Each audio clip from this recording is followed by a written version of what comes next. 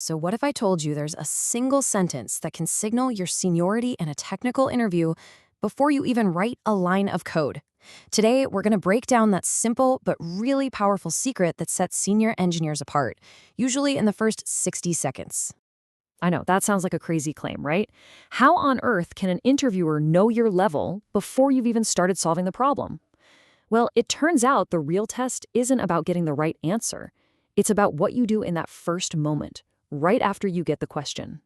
You see, those first few moments after they lay out the problem, that's not just dead air. It's actually a crucial, unspoken evaluation. It's a silent test, and how you react in that moment tells them way more about your real-world experience than you'd think. And this is where you see the big split. Junior candidates, they're eager to prove themselves, so they jump right in. They hear the problem, and their fingers are already heading to the keyboard. But senior candidates, they do the complete opposite. They pause, they think, because they know from probably painful experience that the problem you're given is almost never the real problem. Okay, so why is that little pause so important? What is the interviewer actually looking for in those first few critical seconds? Well, from their side of the table, that pause is a signal of something much, much deeper.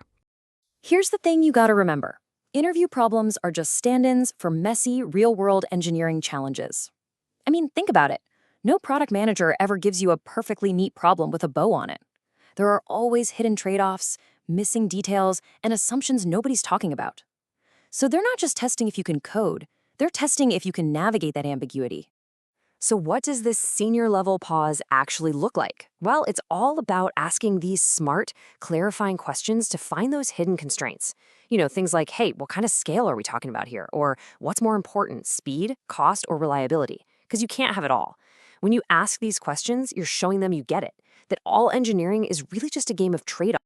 And this right here is the huge mindset shift. Asking these questions isn't a sign of weakness. It's not you delaying. No way. It is a massive signal of good engineering judgment. You are showing them that you know how to de-risk a project before you write a single line of code. And what's amazing is that this entire way of thinking, this whole approach of clarifying and de-risking, it can all be kicked off with just one super simple phrase.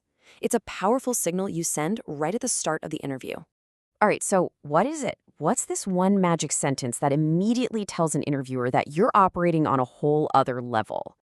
Okay, get ready, because this is almost laughably simple. But trust me, its impact is absolutely massive. And there it is. Before I jump in, let me clarify a few things. That's it. That's the whole secret.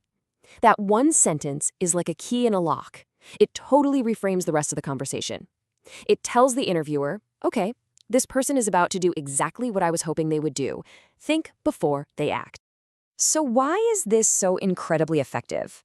Because the number one fear every interviewer has is hiring someone who's going to rush, make a bad assumption, and take down a critical system.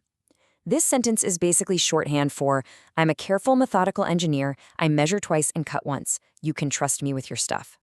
But look, at the end of the day, this isn't just some clever interview hack. It's actually a reflection of a deep, fundamental rule of good engineering. It's how you should solve any complex problem, whether you're in an interview or on the job. The best engineers, they don't just dive in head first. No, they orient themselves first. It's like they're building a map of the problem, figuring out the landscape, before they start walking. The answer, the solution, that comes second, only after the problem is really truly understood. And this final thought just captures the whole idea perfectly. A bug in your code, you can find it, you can fix it. But a solution built on a fundamentally wrong assumption, man, that can waste months of work, sink entire projects. It can be a total disaster. So the big takeaway here is clear. Before you show them how well you can code, first show them how well you can think.